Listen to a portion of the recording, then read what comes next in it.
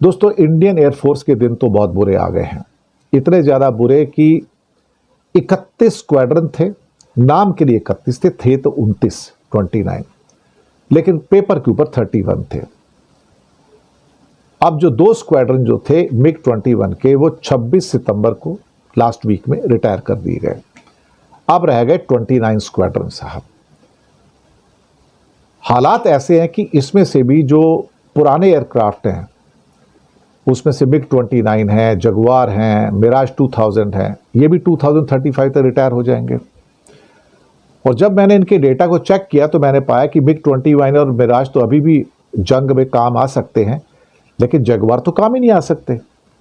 Jaguar तो 1971 में आए गए थे और बहुत पुराने टाइप के एयरक्राफ्ट हैं, मुश्किल 400, 500, 600 की स्पीड से उड़ते हैं मुश्किल से। और एक ज़माना था 60s का वो एयरक्राफ्ट है बेसिकली, तो तब वो उस किस्म के एयरक्राफ्ट चल जाते थे। लेकिन आजकल के ज़माने में तो जगुआर चलता नहीं साहब। और 6 स्क्वाड्रन हैं, 120 एयरक्राफ्ट हैं साहब, 120 अप्रोक्सीमेटली, जो मेरे पास नेट से इंफॉर्मेशन आई है। 120 में से 40 तो उड़ते ही नहीं है, नॉन ऑपरेशनल है, सिर्फ 80 ही ऑपरेशनल है। और उनको भी सिर्फ ट्रेनिंग के लिए यूज़ किया जाता है। पायलट्स को ट्रेनिंग दी जाती है या रिकॉनेसांस के लिए यूज़ किया जाता है, उसको जंग में यूज़ नहीं किया जाता। तो ये 6 को भी बाहर निकाल दो 29 में से, तो आपके पास बचते 23 है। अब 23 में से भी कितने एट ए टाइम आपको वॉर के अंदर, सुनने में आया कि वॉर टाइम में जब जाते हैं तो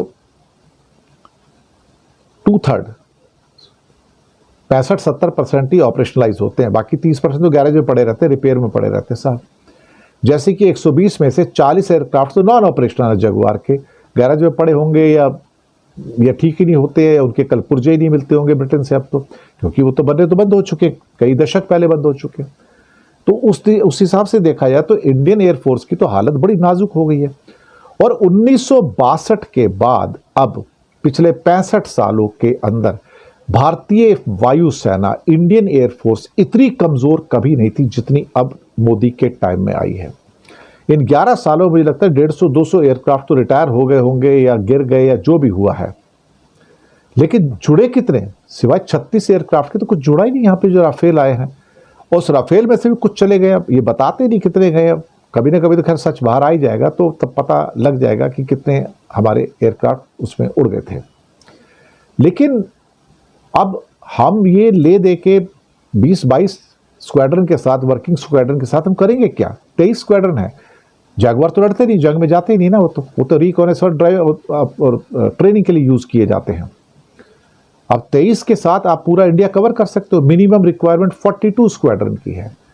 अब ये तो 25 स्क्वाड्रन तो पाकिस्तान के पास है, और उसके बाद चाइना के पास तो 60 से ज़्यादा स्क्वाड्रन है साहब।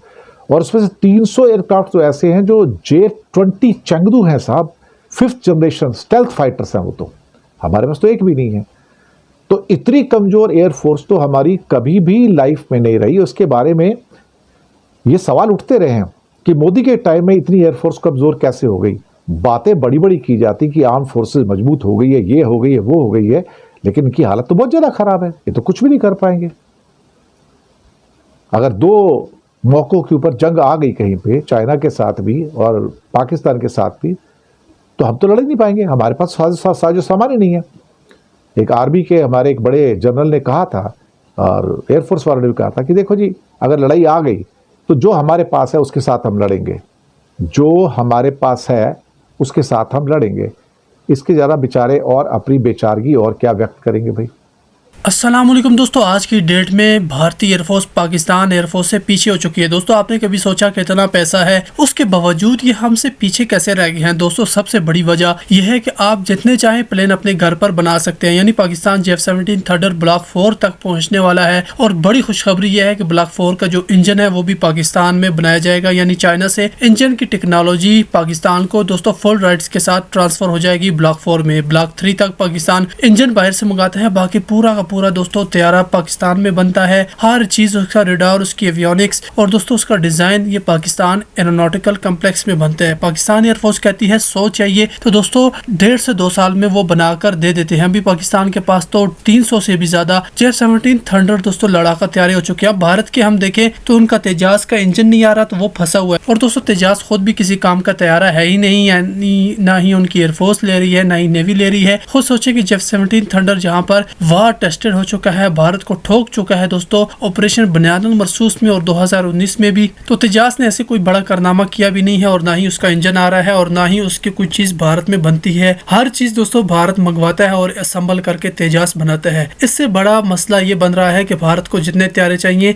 वो बाहर की कंपनियों को कहते हैं और बाहर की कंपनियां 10-10 साल लगाकर 30 तैयारे देती हैं। पिछले 10 सालों में भारत ने 36 राफेल लिए थे और उसमें से 4 आप माइनस कर लें क्योंकि 4 तो पाकिस्तान ने तबाह कर दिए। अब 32 राफेल हैं और दोस्तों उसके अलावा तो कोई तगड़ा तैयारा है ही नहीं। 23 स्क्वाड्रन बनते हैं अगर जैगवार को निकाला जाए और जैगवार भी दोस्तों 1970 का तैयारा है, उसे निकाल लिया जाए तो भारत की एयरफोर्स की तादाद 23 स्क्वाड्रन है और पाकिस्तान एयरफोर्स की तादाद जो है वो मिराज 3 और मिराज 5 के साथ बनती है 25 स्क्वाड्रन। यानी हमारे पास कोई भी पुराना तैयारा नहीं है, सारे के सारे नए हैं। और दोस्तों हम मिराज 3 को भी 2030 तक रिटायर करके J-17 थंडर ब्लॉक 3 से रिप्लेस करेंगे, जबकि भारत 2035 में मिराज 3 को रिप्लेस करेगा। क्या पता किस तैयारे से रिप्लेस करेगा, लेकिन 2035 और 2030 आप देख लें कितना बड़ा फर्क है और हम फिर भी तादाद में भारत से आगे ही रहेंगे।